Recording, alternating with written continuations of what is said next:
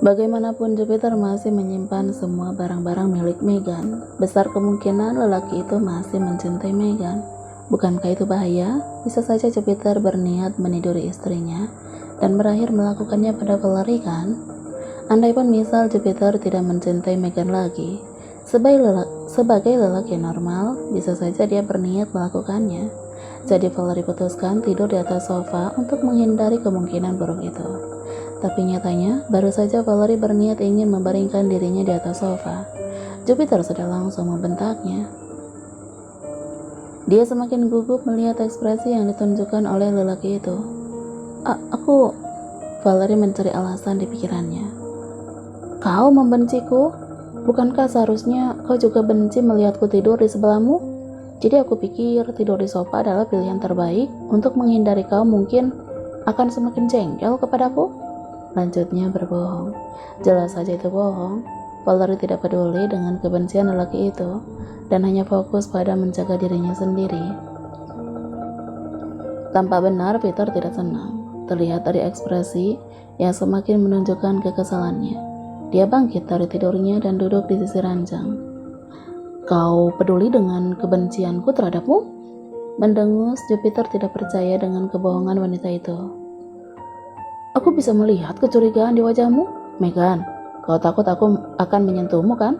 Begitu bukan? Katanya tidak berbasa-basi. Kenapa dia tahu apa yang sedang Valerie takutkan? Memangnya seperti apa ekspresi Valerie sekarang? Apakah di wajahnya tertulis kalimat seperti yang dikatakan oleh Peter tadi?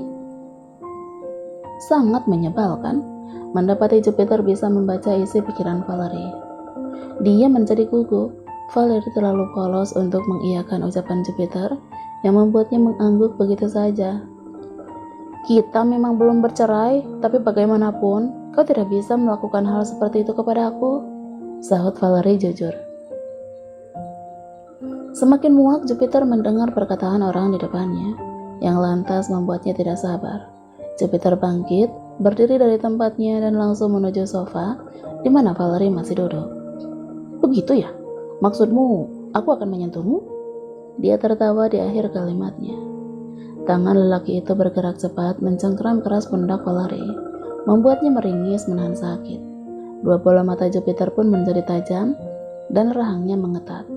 Bibir bengis yang Jupiter pamerkan sebagai bukti bahwa dirinya sangat muak kepada mantan istri yang tidak tahu diri ini. Perempuan itu menurutnya sudah terlalu lancang dan memandang rendah dirinya. Jangan kau pikir dirimu sangat berharga, Megan. Jangan pernah berharap dirimu akan menjadi istriku seperti dulu lagi. Dia mempererat cengkramannya dan kembali berkata, kau mungkin sangat bangga dan senang setelah kembali menjadi nyonya di rumah ini. Tapi aku katakan kepadamu, semua ini hanya demi Rainer. Tidak ada kesempatan untukmu memiliki diriku, hidupku, dan apalagi tubuhku. Tubuh kotormu, jangan berharap aku akan menyentuh tubuh sialan ini, kata Jupiter, lantas mendorong Valerie sehingga terjatuh kembali ke atas sofa. Valerie sampai gemetar menahan takut. Dia tidak menyangka Jupiter masih akan berlaku kasar seperti itu. Apakah bodoh, Vale? Dia adalah iblis. Jangan lupakan itu. Hati Valerie berbisik pelan.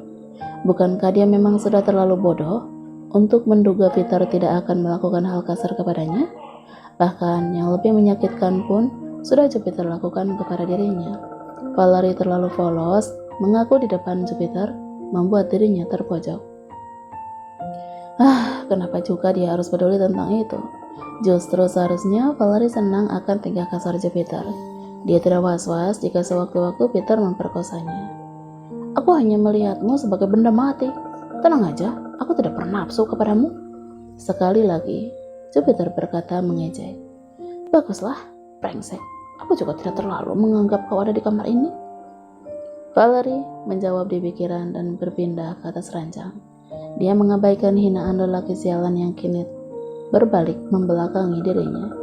Tidak mau kalah, Valerie juga memutar tubuhnya membelakangi Jupiter.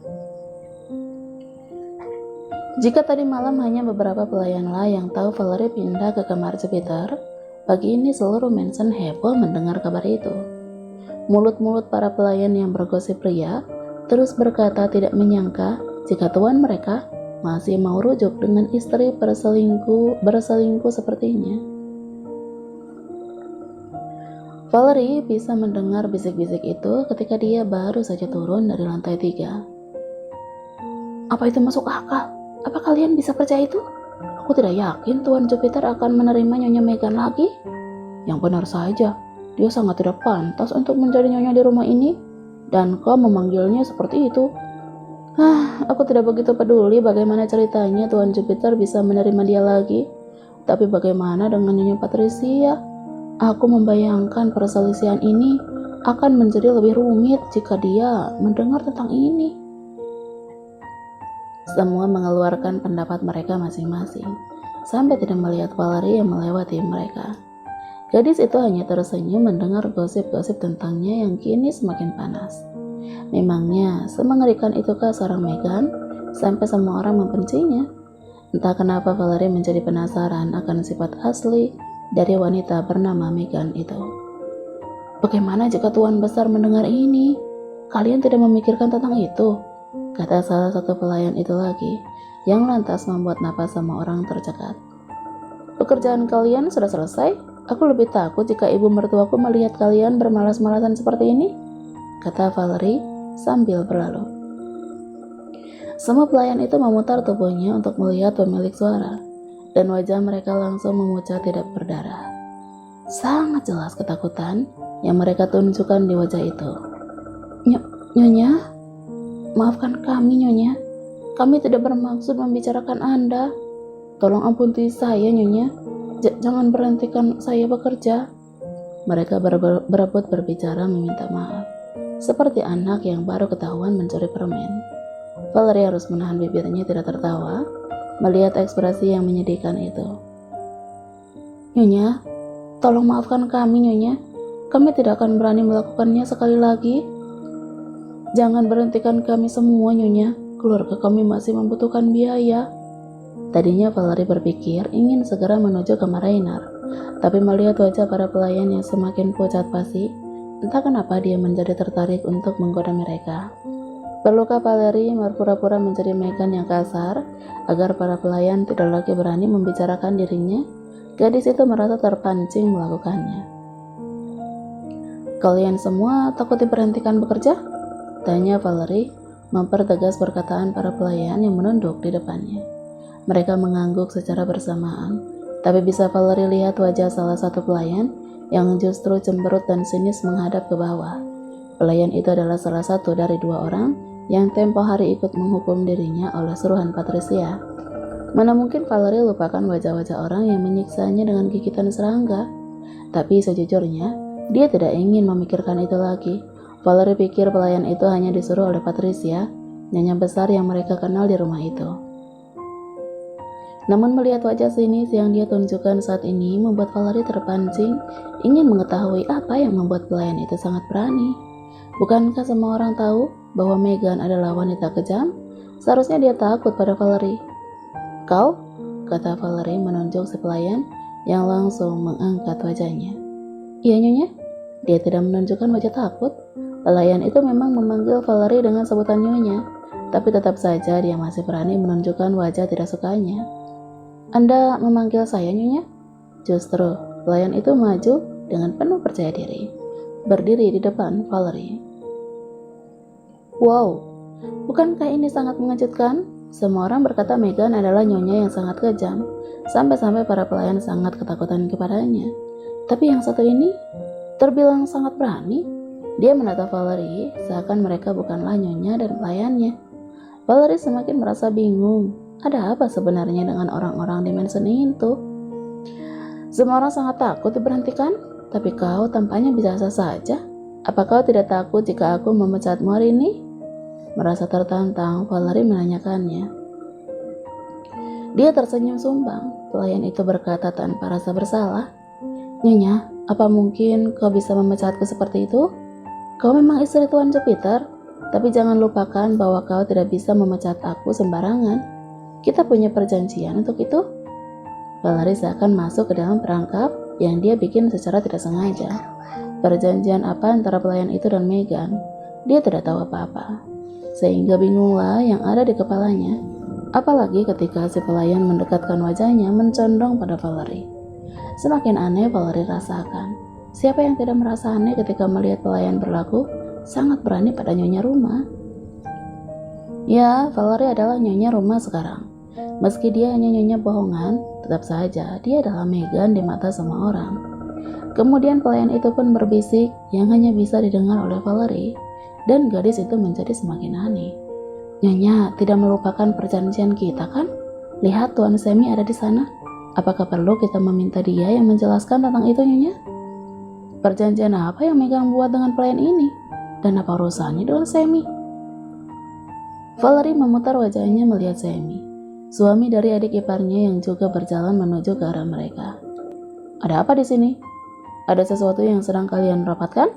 Tanya Semi. Lantas pelayan yang sangat berani itu pun maju ke depan Semi dan berkata dengan lembut dan sopan.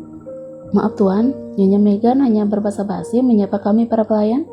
Sebagai Nyonya yang kembali resmi menjadi istri Tuan Jupiter, mungkin Nyonya Megan ingin memberikan pekerjaan untuk kami. Tidak ada apapun yang terjadi sebenarnya. Semua orang tahu bahwa para pelayan itu baru saja menceritakan yang buruk tentang Megan, dan mereka tahu bahwa nyonya rumah tentunya marah atas kelakuan mereka semua. Tapi justru si pelayan yang masih muda itu bahkan berbohong menjelaskan. Dan lebih membingungkannya lagi, ucapan si pelayan membuat Semi sedikit tidak senang. Rahangnya tiba-tiba saja menjadi mengetat. Dia menatap Valerie tidak suka. Apa juga masalahnya? Oh, Valerie lupa bahwa Semi adalah orang yang tidak suka pada Megan. Jelas dia sangat kesal mendengar Valerie menjadi nyonya resmi lagi di rumah itu. Nyonya resmi? Jelaskan, apa maksudmu? Semi menuntut. Sang pelayan melirik Valerie sejenak dan kembali menatap tuannya. Yang lain pun menjelaskan tentang gosip yang sedang panas sejak tadi malam. Tuan Semi, mungkin Anda akan terkejut mendengarnya, tapi Nyonya Megan dan Tuan Jupiter sudah resmi rujuk. Nyonya sudah tidur satu kamar dengan Tuan Jupiter sejak tadi malam. Mata Semi melebar. Dia menatap Valerie marah. Oh, baguslah. Itu membuat Valerie semakin ingin menunjukkan kepada laki-laki itu juga Patricia bahwa dirinya akan terus di rumah itu untuk menjaga Rainer. Tidak usah terlalu terkejut, Semi. Kita berdua hanya menantu di rumah ini. Bukankah seharusnya kita berdamai agar keluarga ini lebih rukun lagi? Kau tidak perlu menunjukkan wajah tidak senang itu, kata Valerie dengan penuh percaya diri. Oh, aku lupa akan mengurus sekolah Rainer. Maaf, aku harus pergi.